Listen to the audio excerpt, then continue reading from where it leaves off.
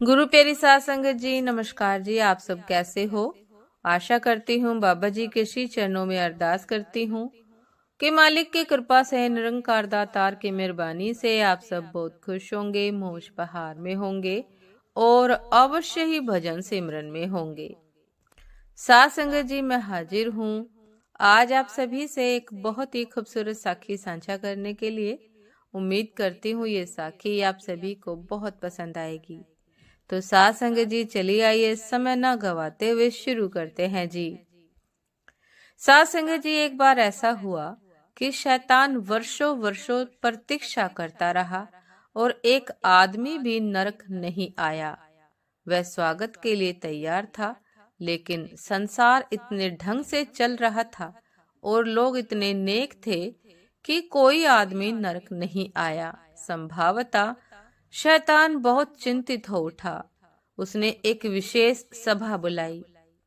उसके सर्वश्रेष्ठ शिष्य इस स्थिति पर विचार करने के लिए इकट्ठे हुए। नरक बहुत बड़े संकट से गुजर रहा था और यह बात बर्दाश्त नहीं की जा सकती थी। कुछ करना जरूरी था। तो उसने सलाह मांगी कि हमें क्या करना चाहिए।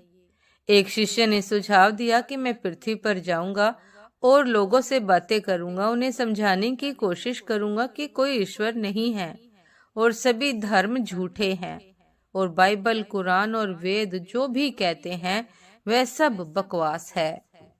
शैतान ने कहा कि इससे कुछ हल नहीं होगा, क्योंकि यह तो हम शुरू से ही करते आ रहे हैं और इससे लोग बहुत प्रभावित नहीं हुए। ऐसी शिक्षा से तुम सिर्फ उन्हें ही समझा सकते हो जो समझे ही हुए हैं।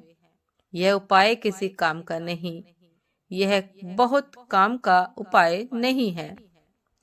तब दूसरे शिष्य ने कहा कि जो पहले से ज्यादा कुशल था, उसने कहा कि मैं जाऊंगा और लोगों को यह सिखाने की, समझाने की कोशिश करूंगा कि बाइबल, कुरान और वेद जो भी कहते हैं वह सही है। स्वर्ग है, परमात्मा भी है, लेकिन कोई शैतान नहीं है। इसलिए तुम्हें शैतान से डरने की जरूरत नहीं है। इसलिए तुम्हें डरने की जरूरत नहीं है। और अगर हम उन्हें कम भयभीत बना सके तो वे धर्म की बिल्कुल फिक्र नहीं करेंगे, क्योंकि सभी धर्म भय पर खड़े हैं। शैतान ने कहा कि तुम्हारा प्रस्ताव थोड़ा बेहतर है। तुम थोड़े से लोगों को समझाने में सफल हो सकते हो, लेकिन बहुसंख्यक लोग तुम्हारी नहीं सुनेंगे। वे नरक से उतने भयभीत नहीं हैं जितने वे स्वर्ग में प्रवेश पाने की कामना से भरे हुए हैं। यदि तुमने उन्हें समझा भी लिया कि नरक नहीं है, तो भी वे स्वर्ग की कामना करेंगे और उसके लिए वे नेक बनने की चेष्टा अवश्य करेंगे। साध संगत जी, अब तीसरा शिष्य जो सबसे बुद्धिमान था बोला, मेरा एक सुझाव है, मुझे उसे प्रयोग करने का मौका दीजिए। मैं जाऊंगा और कहूंगा कि धर्म जो भी कहता है वह बिल्कुल सच है। ईश्वर भी है और स्वर्ग भी है और नरक भी है, लेकिन कोई जल्दी नहीं है। और शैतान ने कहा, बिल्कुल ठीक, तुम्हारे पास सही उपाय है, तुम जाओ। और कहा जाता है कि तब से फिर कभी नरक में कोई संकट पैदा नहीं हुआ, बल्कि वे अति भीड़ भाड़ की समस्या से परेशान हैं। साध संगत जी, हमारा मन भी इसी भांति काम करता है। हम सदा सोचते हैं कि कोई जल्दी नहीं है और ये विधियां जिनकी हम चर्चा कर रहे हैं कि किसी काम की न होगी। यदि तुम्हारा मन कहता है कि कोई जल्दी नहीं है, कोई विधि किसी काम की न होगी, फिर तब तुम स्थगित करते रहोगे और मृत्यु पहले पहुंच जाएगी। और वह दिन नहीं आएगा जब तुम सोचो कि जल्दी करनी है, कि अब समय आ गया है। तुम निरंतर स्थगित करते रह सकते हो। यही हम अपने जीवन के साथ कर रहे हैं। हमेशा भजन सिमरन को टाल रहे हैं। तुम्हें कुछ करने की दिशा में निर्णायक होना है। तुम संकट में हो घर जल रहा है, जीवन सदा जल रहा है, क्योंकि मृत्यु सदा पीछे छिपी है। किसी भी क्षण तुम नहीं हो सकते हो और तुम मृत्यु के साथ तर्क वितर्क नहीं कर सकते। तुम कुछ नहीं कर सकते। जब मृत्यु आती है, आ जाती है। समय बहुत कम है। अगर तुम 70 साल जियोगे या 100 साल जियोगे तो भी समय बहुत कम है, और तुम्हें रूपांतरित होने के लिए, आमूल क्रांति से गुजरने के लिए अपने ऊपर जो काम करना है वह बहुत बड़ा है। इसलिए स्थगित मत करते रहो, टालते मत रहो।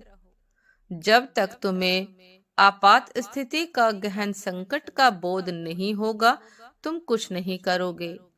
जब तक धर्म तुम्हारे लिए जीवन मरण का प्रश्न न बन जाए, जब तक तुम्हें ऐसा ना लगने लगे कि रूपांतरण के बिना मेरा सारा जीवन व्यर्थ है, तब तक कुछ नहीं होगा।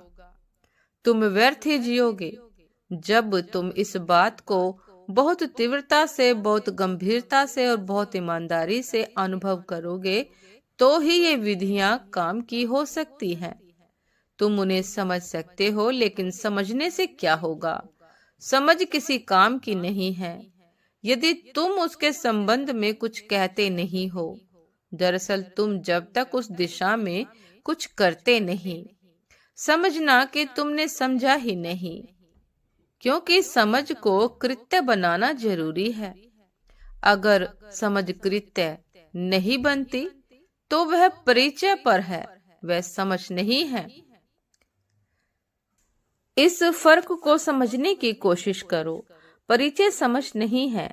परिचय तुम्हें कृत्य में उतरने को मजबूर नहीं करेगा।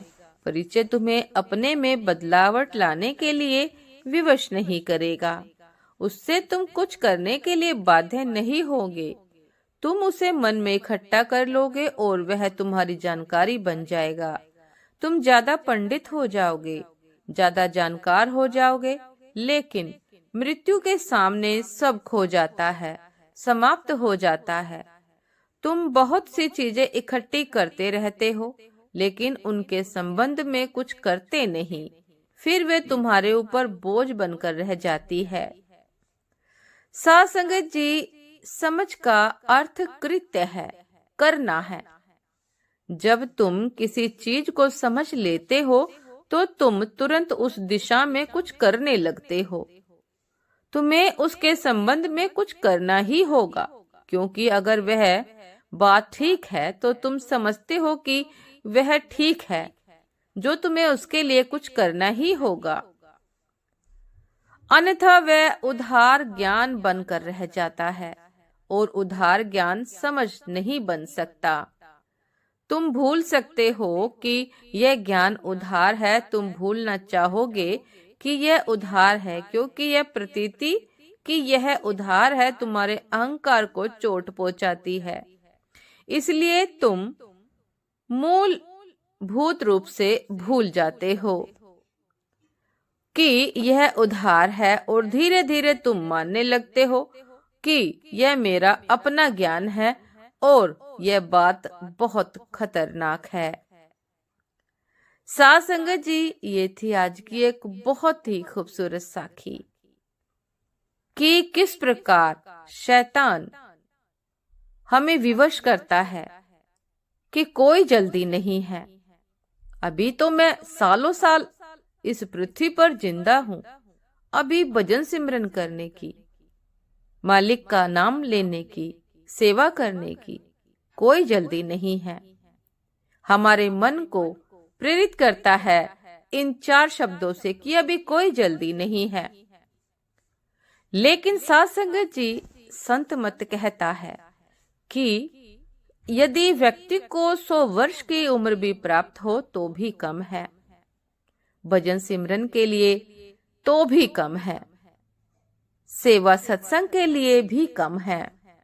क्योंकि जितना भी हम भजन सिमरन करते हैं, मालिक का नाम लेते हैं, जब सचखंड में हाजिरी लगती है उस व्यक्ति की, तो लगता है कि जितना नाम जपा कम जपा। इसीलिए साथ संगत जी, हमें इन सब बातों से, शैतान की बनाई हुई इन बातों से अपने मन को बाहर निकालते हुए भजन सिमरन में सतगुरुदातार के श्री चरणों में लगाना है, ताकि हम अपने मन को यह समझा सके कि बहुत देर हो गई है।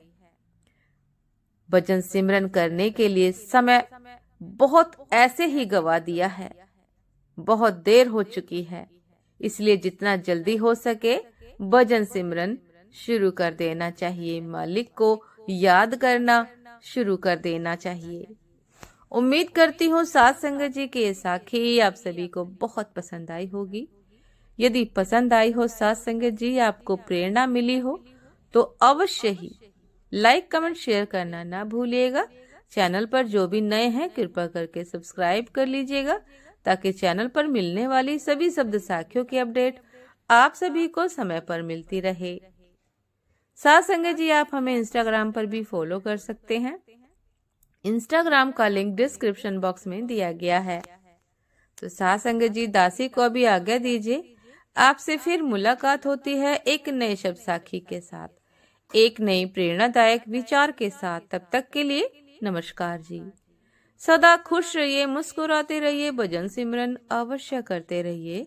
नमस्कार जी।